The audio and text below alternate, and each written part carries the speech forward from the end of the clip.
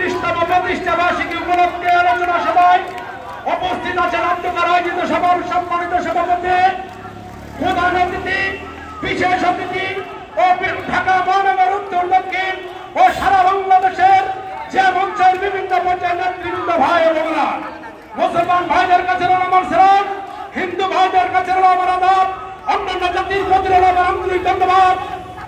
যে মঞ্চ জিন্দাবাদ, সবার কাছে আমার রক্তিম সালাম, আসসালামু আলাইকুম ওয়া রাহমাতুল্লাহ। যে মঞ্চের পক্ষ থেকে ও আমার ব্যক্তিগত পক্ষ থেকে জানাই রক্তিম শুভেচ্ছা ও বিভিন্ন অভিনন্দন।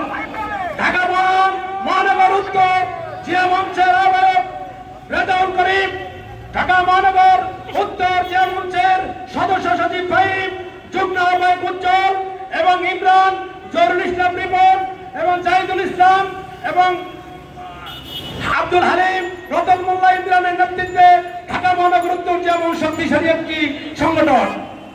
ঢাকা মহানগর দক্ষিণ খলিলুর রহমান বাবু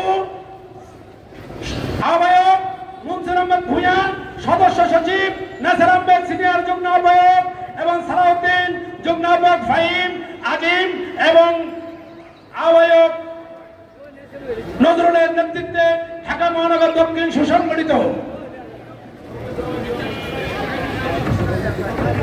এবং ঢাকা মহানগর দক্ষিণের রবিন এবং আমি চট্টগ্রাম সিলেট বিভাগের টিম প্রধান এবং সিলেটের মাসুদ করিম আহ্বায়ক, যেমন সিলেট মহানগর শহীদ রাজাউল সদস্য সচিব ও সিলেট মহানগরের সকল পর্যায়ের নেতৃবৃন্দকে বলার জন্য আন্তরিক শুভেচ্ছা। প্রিয় নেতৃবৃন্দ, আজকে আওয়ামী জালান সরকার 17 বছর আন্দোলন সংগ্রামে আমাদেরকে এবং অন্যায়ভাবে এবং আওয়ামী লীগ, ছাত্রলীগ, যুবলীগ, স্বেচ্ছাসেবক লীগ অনেক নির্যাতন করেছেন। আমরা এই যে মঞ্চ অগ্রণী ভূমিকা পালন করেছি রাজপথে, সেই হিসেবে আমাদের মাননীয় আজকের প্রধান অতিথিকে বলতে চাই, আপনার মাধ্যমে আমরা যে মঞ্চকে একটি অঙ্গ সংগঠন হিসেবে দেখতে চাই এবং যে মঞ্চে কোনো চাঁদাবাজ নাই, কোনো সন্ত্রাস নাই, কোনো দুর্নীতিবাজ নাই, যে মঞ্চ একটি সুসংগঠিত প্রতিষ্ঠান। আজকের যে মঞ্চ সারা বাংলাদেশে একটি মডেল সংগঠন। আজকে আমি একটি কথা বলতে চাই, আমার প্রিয় নেতা এবং চট্টগ্রামের বীর সিংহপুর সাউদ্দিন কাদের ছত্রীকে নির্মমভাবে শেখ হাসিনায় যুদ্ধ করে নিয়ে হত্যা করেছেন। তার জন্য আমি বলতে চাই, শেখ হাসিনার বাবার বিচার যদি এই বাংলার মাটিতে 40 বছর পরে হয়, তবে শেখ হাসিনার বিচার 50 বছর পরে হলো এই বাংলার মাটিতে হবে ইনশাআল্লাহ।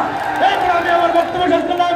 খুদাহাফেজ। বাংলাদেশ জিন্দাবাদ, দেশনেত্রী বেগম খালেদা জিন্দাবাদ, তারুণ্য রং জনাব তারেক রহমান জিন্দাবাদ। আসসালামু আলাইকুম।